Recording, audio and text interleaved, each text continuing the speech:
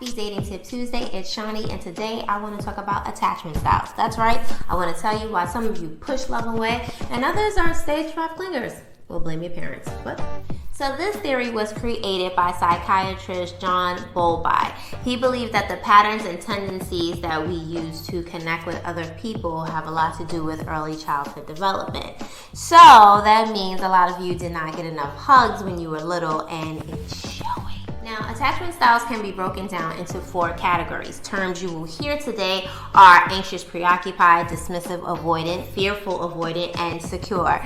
Don't worry, I'm gonna break it down because you is kind, you is smart, and you is important. Anxious preoccupied, believe it or not, are about 20% of the population. These are people who stress themselves out in relationships. They don't believe that people can truly love them, so trust is very hard for them, and then when they do trust, it's very hard for them to let go. They often stay in toxic relationships a lot longer than they should, and this is because when growing up, their parents loved them a little, but then they were easily distracted with other things, leaving the child to become more independent a lot quicker.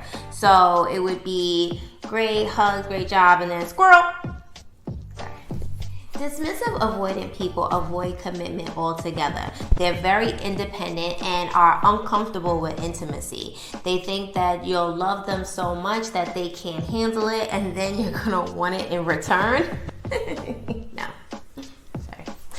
They think that romance is basically a distraction. And so they rather throw themselves in their work and be praised for that rather than getting involved with love because it's kind of messy. They grew up with parents who gave them so much praise for their scholastics but just didn't give them enough hugs. Those are those people. Fearful avoidant people push people away because they fear that if you get too close that you're eventually going to want your space. So they're very hot and cold, leaving their partner extremely confused, right? One day they're all smothering them and lovey-dovey, and the next day they ghost or they just say they need a lot of space.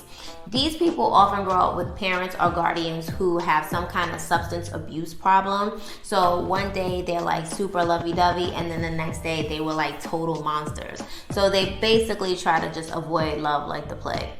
They want some get away. Michael Jackson. Last but not least are the secure. They can freely display interest and affection towards others, but they're just as comfortable being alone. They set healthy boundaries. They're not possessive. They're able to accept rejection and not be super bitter about it. These people usually grow up with parents who are nurturing and encouraging them, and also they give them space to make mistakes and learn from them. So it really is a healthy balance. Now, I did not give you all this information for you to sit there and guess and say, oh, well, you know what, that sounds like me. That might be me. Sometimes I do push people away. No.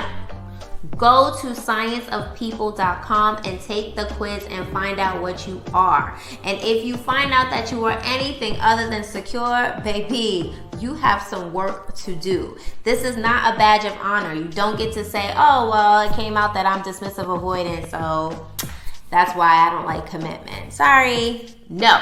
This is a chance for you to better yourself. We are in this pandemic. You got time. The more you know about yourself, the better you are with dating people and just having better relationships, right? Why would you sit there and continue to be a part of a vicious cycle of broken people dating other people and making them broken? And it's just messy, okay? Let's be better. Let's be better human beings. Let's learn about ourselves, and happy dating.